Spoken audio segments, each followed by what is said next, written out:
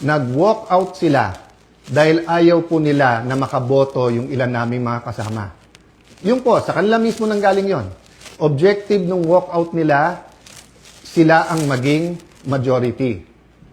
So ngayon naman po na walang quorum at walang session yesterday and today, may kasamang mga protesta yon. Protest against a puppet Senate na gusto nila.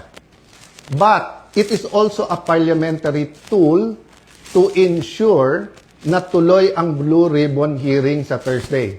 Ulitin ko po ha, ginamit nila yung parliamentary tool na walk out para po hindi matuloy ang pag-change ng rules.